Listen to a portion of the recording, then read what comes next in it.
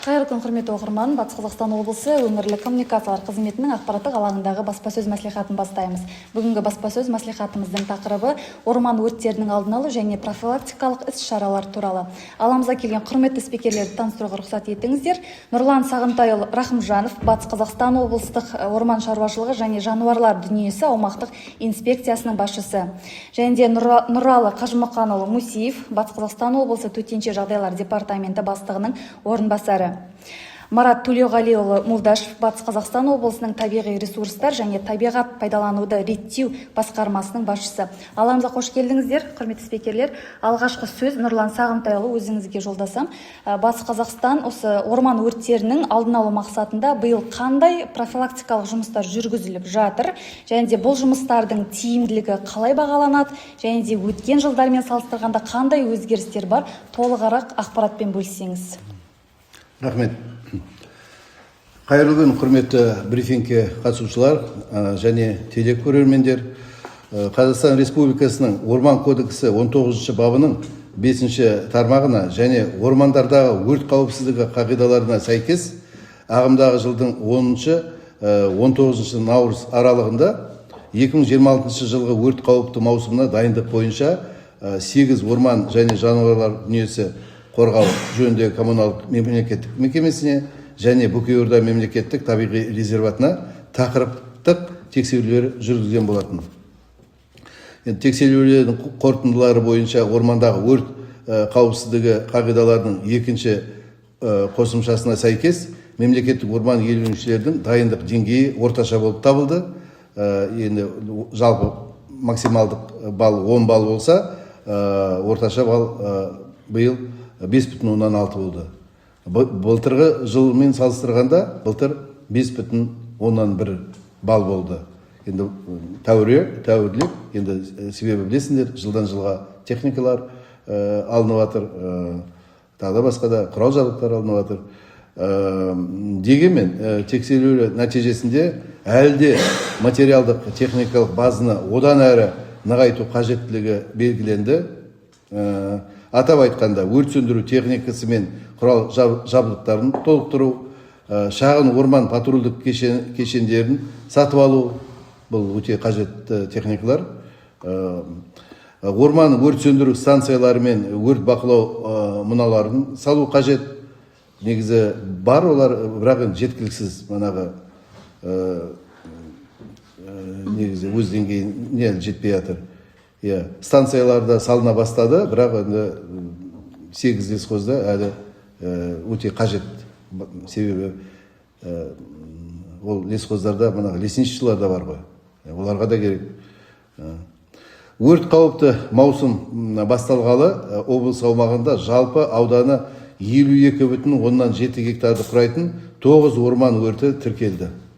Былтырмен салыстырсақ, биыл енді әрине маусым әлі өрт қауіпсіз маусымы аяқталған жоқ.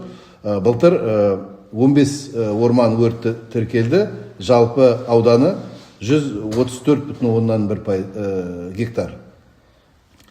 Ағымдағы аптаның өзінде 5 өрт оқиғасы тіркелді.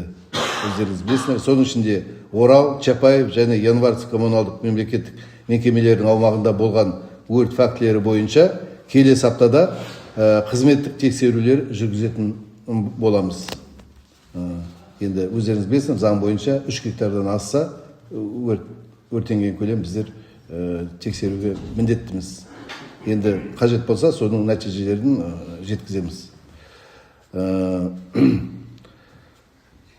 Өңірдегі қалыптасқан жоғары өрт қауіпіне және күрделі орман өрттері жағдайына байланысты Батыс Қазақстан облысы әкімдігінің Қазақстан Республикасы Орман кодексі 63 бабының 4 тармағына сәйкес шыққан номер 155 қаулысымен бекітілген мемлекеттік орман қоры аумағында бірқатар шектеулер қолданылады.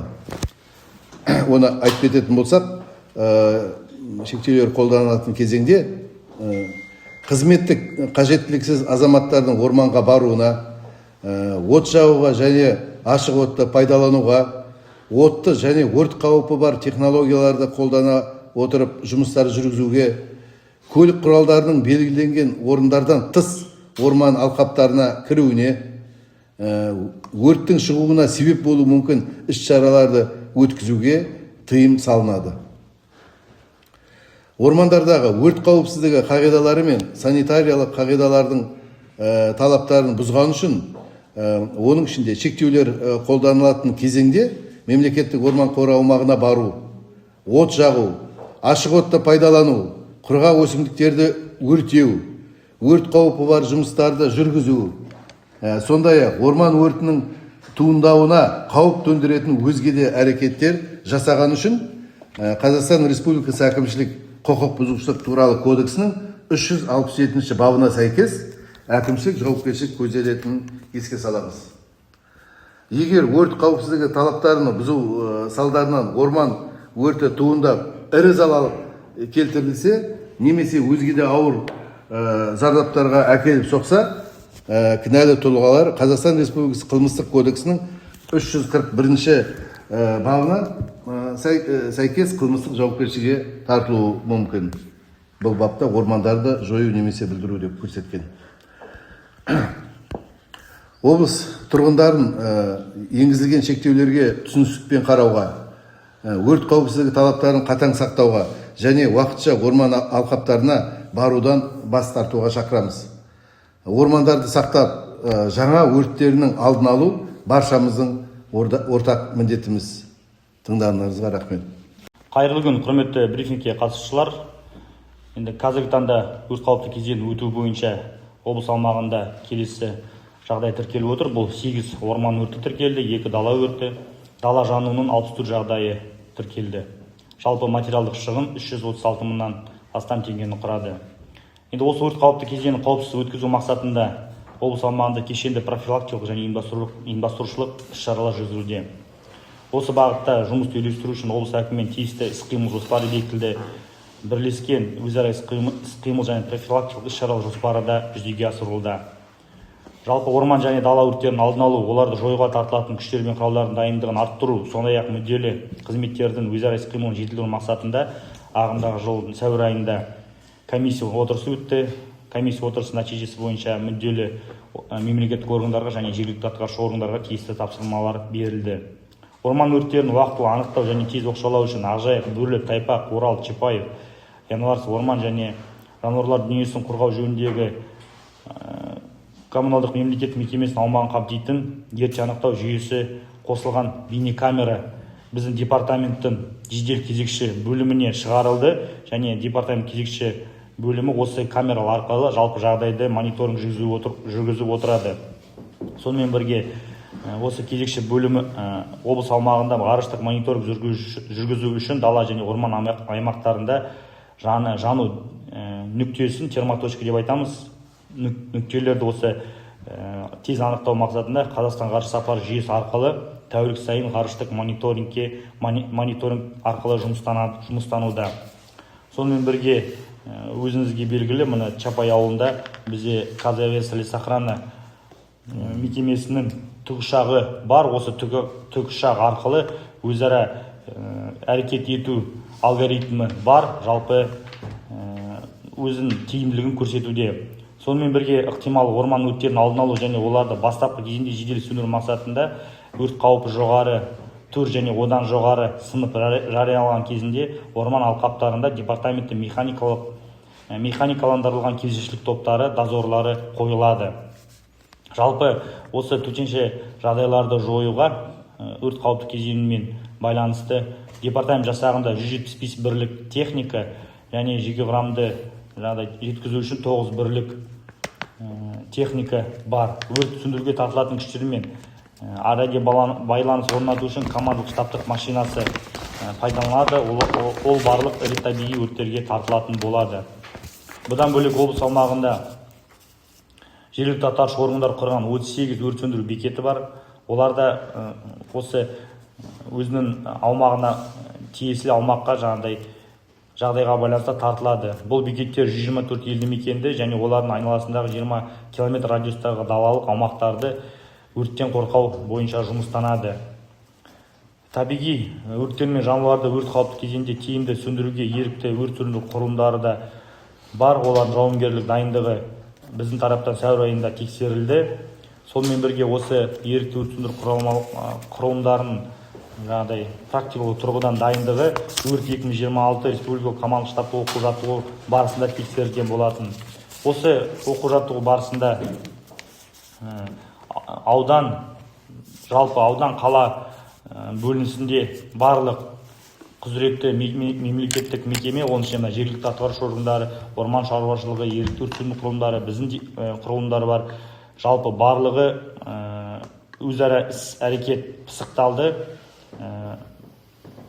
Практикалық түрде жалпы күштер мен құралдардың дайындығы тексерілді. Халық пен шаруашылық нысандарын ықтимал табиғи өрттерден қорғау мақсатында мамыр айында жаңағыдай жоғарыда айтып кеткен іс-қимыл жоспары бекітілді. Осы жаңағыдай аталған жоспар департамент, облыстық орман шаруашылығы және жануарлар дүниесі аумақтық инспекциясы және табиғи ресурстар және табиғат пайдалану ресурстар реттеу басқармасы мекемелерінің қатысуымен әзірленді. Демек, жаңа осы мемлекеттік органдармен өзара тығыз қарым-қатынас бар. Жалпы осы бағытта жұмыстар қарқынды жүруде. Мына осы төрттен және жалпы осы өрт қауіпті кезеңі уақытында департаменттің мобильдік топтары, орман шаруашылық қызметкерлері бар. Солармен бірлесіп, орман алқаптарында жүйелі түрде рейдтік шаралар жүргізудеміз. Жалпы қазіргі таңда 900-ден астам рейдтік шара өткізілді. Соның барысында 440-тан астам тұлғаға әкімшілік хаттама толтырылды. Енді жалпы хаттаманың өзінің бір ерекшелігі бұл деген орман шаруашылық қызметкерлері болсын, департамент қызметкерлері болсын, жалпы тұрғындар өрт сыныбына қарамай жаңағыдай орман алқаптарында демалу уақытында кабап пісіру, от жағу фактілері тіркелуде. Бұл енді әкімшілік құқық бұзушылық заңының 336, 367, 410 және 505 бұл техникаға қатысты. Жалпы 3 бап бойынша бұл құқық бұзушылық болып табылады. Сондықтан да бұл ретте құзыретті мекемелер тарапынан әкімшілік хаттама толтырылды. Жалпы енді бұқаралық ақпарат құралдары бар түсіндіру жұмыстары, профилактикалық жұмыстар кең ауқымда жүргізілуде. 20 мыңға жуық адамға осы бағытта қауіпсіздік талаптары бойынша жаднамалар таратылды. Енді осы кезде облыс тұрғындарының назарын аударатын жағдай, жаңа өзім айтып кеткендей, жоғары сынып жарияланған кезде мемлекеттік орман қоры аумағында от жағуға, алау жағуға, сондай-ақ өрттен шығуына себеп болуы мүмкін кез келген әрекеттер жасауға қатаң тыйым салынады. Бұл жаңағыдай осы құқық бұзушылықтар орын алса әкімшілік жауапкершілік қарастырылған. Рахмет. Жаңа енді айтып өттіңіз, өрт қауіпті кезеңде төтенше жағдайлар департаменті алдын алу шараларын күшейткені. Енді сондай-ақ тұрғындар орман өртінің алдын алу үшін қандай қауіпсіздік талаптарын қатаң сақтауы керек? Тағы да ақпаратпен бөліссеңіз қысқаша. Енді жалпы өзіміз білеміз, орман алқаптарында бұл құрғақ шөп, оған қоса құрғаған ағаштар өте көп. Сондықтан да мына жаз уақытында тұрғындар бәріміз енді орман алқаптарында демалғанда жақсы көреміз. Сол демалған кезде от жағуға тыйым салынады. Күн ыстық болсын, салқын болсын, ешқандай ондай не болмау керек. Себебі от көздерінің салдарынан бұл деген от болсын, басқа да нәрселер болсын, жаңағыдай тұрғындар көбінесе демалады, сол жерде өзіміз көреміз ғой, мусорларында тастап кетеді, оттарында жаңағыдай толық сөндірмейді. Көбінесе далада демалған адамдар деген ішімдік ішеді, соның салдарынан осындай жағдайлар орын алуда. Сонымен бірге мына автокөлікпен жүру кезінде де темекі шегіп, темекінің тұтықтарын тастап кетуде фактілер орын алуда. Жалпы енді орман алқабы үлкен болғандықтан бұны дер кезінде жаңағыдай осының үстіне түсу мүмкіндік болмай жатыр, жалпы үстіне түсіп ұстау бойынша. Алайда осы орманға кіріп шығып жатқан көліктердің барлығы бақылауда. Орман шаруашылық қызметкерлері осы бағытта тиісті жұмыс атқаруда.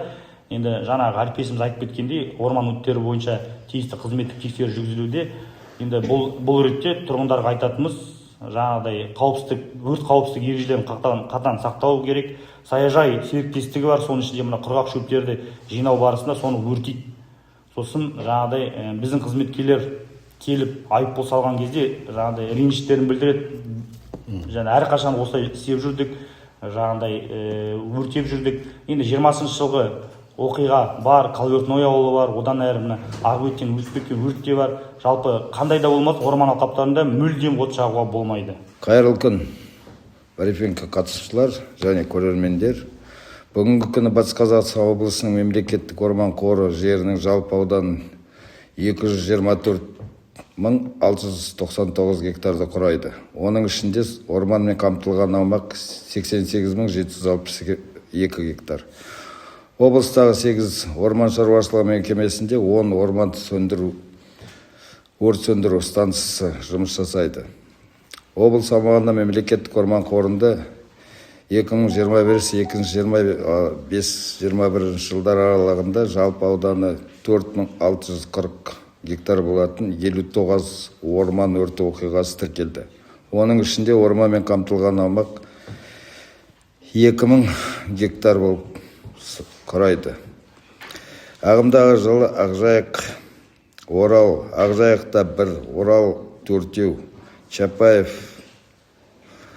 2, Январьевта 1 алдын ала мәлімет бойынша өрттер орын алды. Алдын ала мәлімет бойынша барлығы 50,7 гектар аумақты құрайтын 8 орман өрті тіркелді. Оның ішінде орманмен қамтылған аумақ 38,5 гектар құрайды. Аталған орын алған өрттердің себептері электр желісі бағаналарының құлауы, найзағай түсу және адами факторлар болып табылады.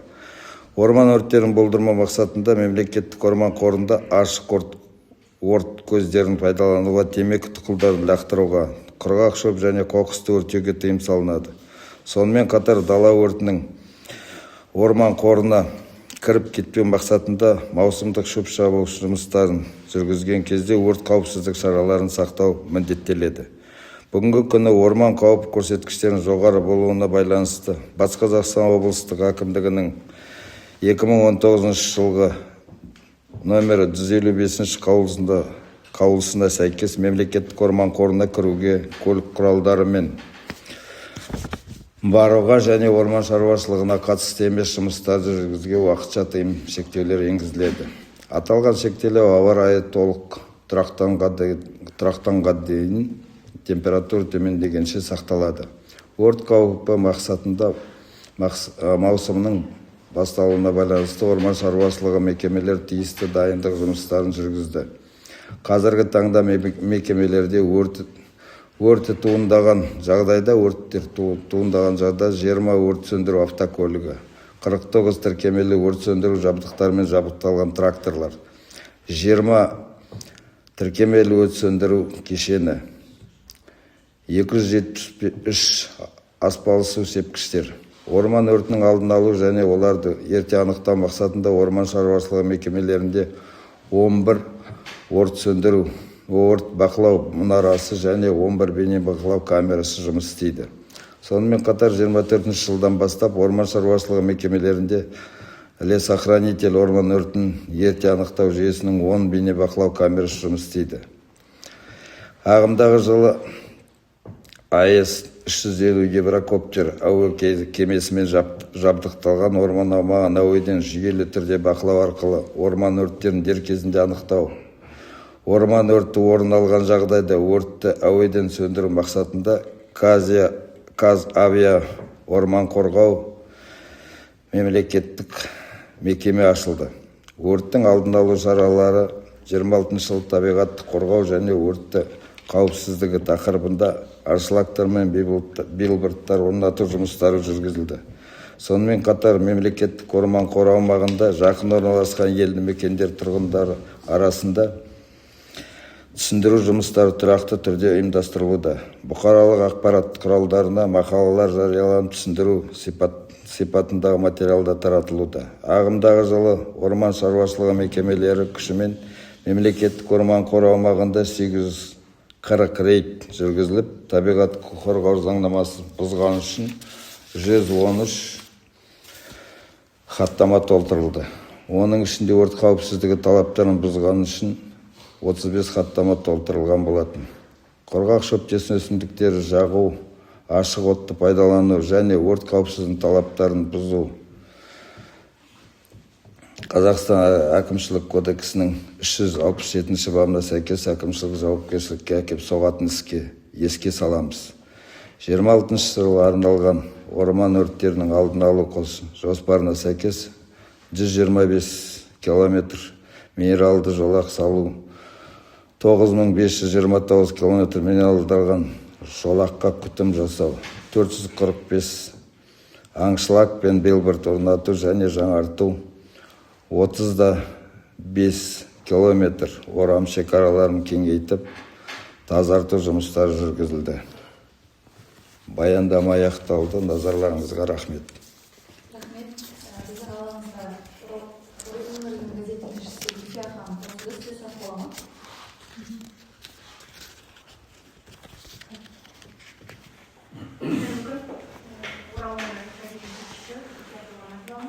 Сіздерге қояр сұрағым, жалпы күні кеше өрт оқиғасы орын алды ғой, сол зардап шеккен аумақты қалпына келтіру бойынша қандай жұмыстар жоспарланып жасалып жатыр? Екінші сұрағым, ондай жағдай қайталанбас үшін қандай шараларды қолға алып жатырсыздар?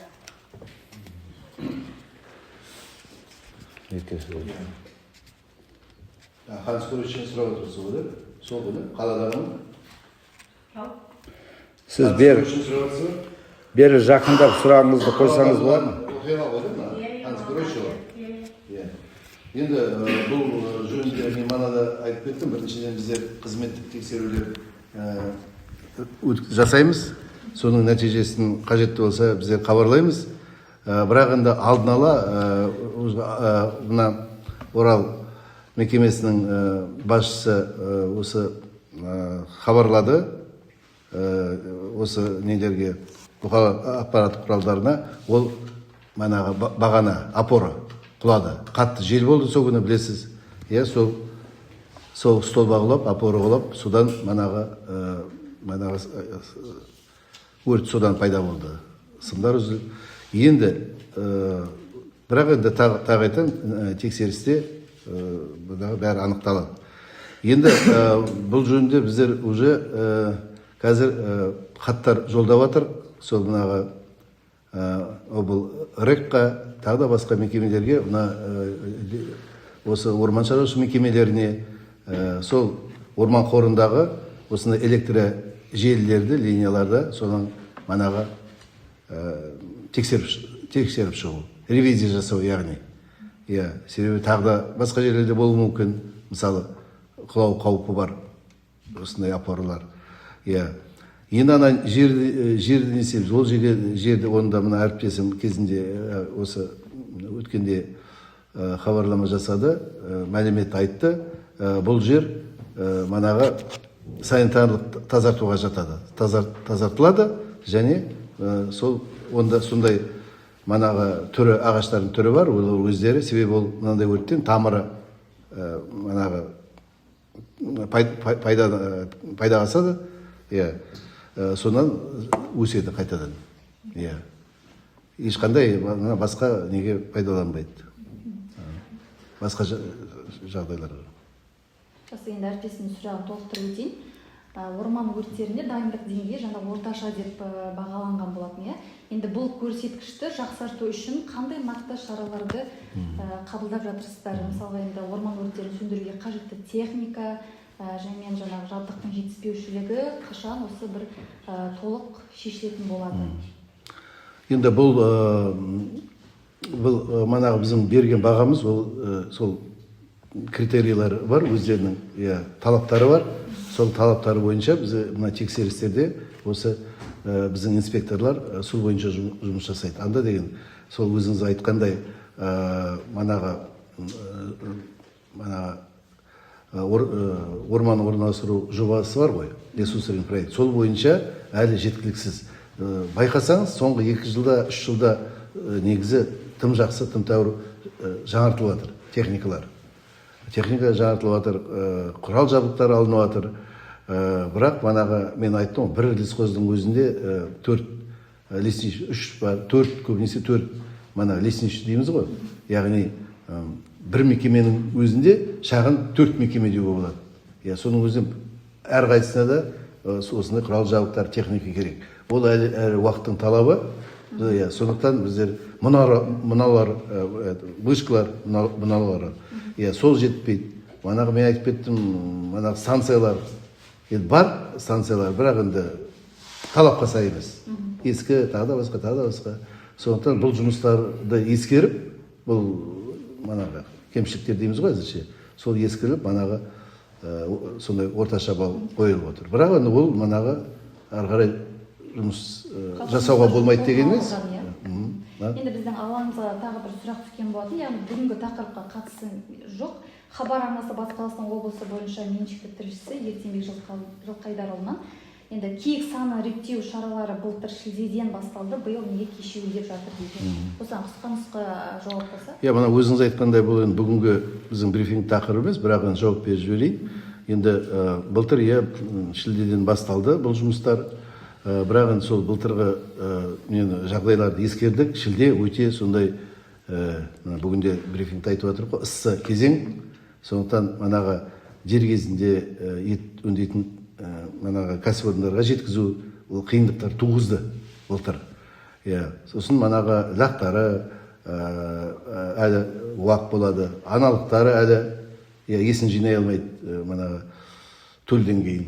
Сондай жағдайларды ескеріп, тағы да бір айтып кететін жағдай, биыл өзіңіз білесіз, қыс өте ауыр болды. Күз былтырғы жазда қуаңшылық болды, және қыс ауыр болды, қар қалың болды. Ол үй жануарларда мысалы зардап шекті, жылқыларға дейін. Сондықтан соның ішінде енді киік малда манағы азығын табуға қиналды. Сондықтан шығын болды киіктерде де. Бұрын жылдары қарағанда көп шығын болды. Сондай жағдайға шалдыққасын мал манағы өзі кішкене өз қалпына келсін деген оймен құттай шегеріп жатыр. Бірақ әзірлік жұмыстары жүріп жатыр. Осы кәсіпорындармен ет өңдейтін жалпы манағы басқа да сол осыған қатысатын манағы тиісті мекеме адамдармен, тұлғалармен әзірлік жұмыстары жүріп жатыр. Осы қыркүйекте бастаймыз аламыз. Құрметті қатысушылар және спикерлер, алаңызға келіп ақпаратпен бөліскендеріңіз үшін алғыс білдіреміз. Алдағы жұмыстарыңызға сәттілік. Құрметті оқырман, осымен баспасөз мәслихатымызды аяқтаймыз. Келесі эфирде амандықта жүздескенше.